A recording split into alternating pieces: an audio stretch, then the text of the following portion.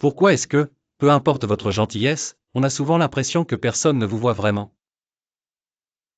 Vous tenez la porte ouverte, vous écoutez patiemment, vous aidez sans qu'on vous le demande, non pas parce que vous voulez des éloges, mais parce que cela semble être la bonne chose à faire. Et pourtant, quand c'est vous qui avez besoin de soutien, le monde devient silencieux. Peut-être l'avez-vous ressenti aussi, cet espace creux après avoir donné tant de vous-même et reçu si peu en retour. Un sentiment que vous êtes juste, pratique. Que votre gentillesse n'est pas appréciée, mais attendue. C'est épuisant, n'est-ce pas?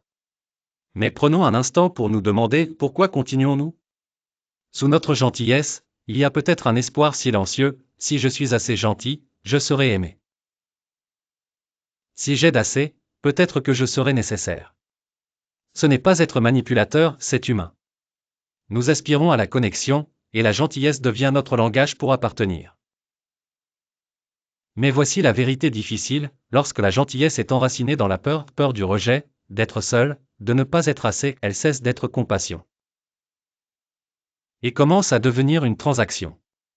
Une transaction dont nous ne réalisons même pas que nous la faisons. Ce n'est pas votre faute. Souvent, cela commence tôt. Peut-être avez-vous appris que être gentil maintient la paix, que vos sentiments passent en second. Peut-être avez-vous appris que l'amour doit être gagné, non simplement reçu. Et donc, vous avez donné votre temps, votre énergie, votre cœur, espérant que ce serait suffisant. Mais si la gentillesse n'était pas censée faire mal? Dans le bouddhisme, il y a un concept appelé dana, la pratique du don. Mais la véritable essence du don n'est pas ce qui revient. C'est libérer votre cœur de l'attachement. Vous donnez non pas pour changer les autres, mais pour purifier votre propre esprit. C'est la vraie gentillesse, celle qui libère, et non qui épuise. La psychologie fait écho à cela. Lorsque nos actions s'alignent sur nos véritables valeurs, et non sur la recherche de plaire aux autres ou la peur, nous éprouvons ce qu'on appelle la congruence de soi. Cela signifie, je fais cela parce que c'est qui je suis, non pas parce que j'ai peur de qui je serai si je ne le fais pas.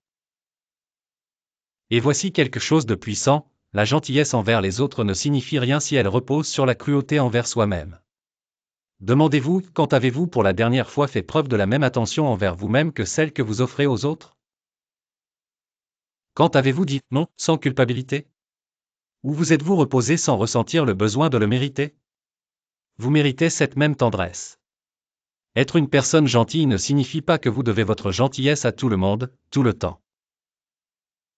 Cela signifie apprendre à étendre cette même grâce envers soi-même. Quand vous le faites, votre gentillesse devient plus forte, non plus faible, parce qu'elle n'est plus un sacrifice. C'est un choix.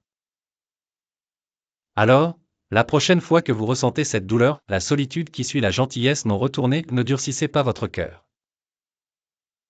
Au lieu de cela, tournez une partie de cette chaleur vers l'intérieur. Rappelez-vous, je ne suis pas gentil pour être vu. Je suis gentil parce que je me vois moi-même. C'est à ce moment-là que la gentillesse commence enfin à ressembler à la paix.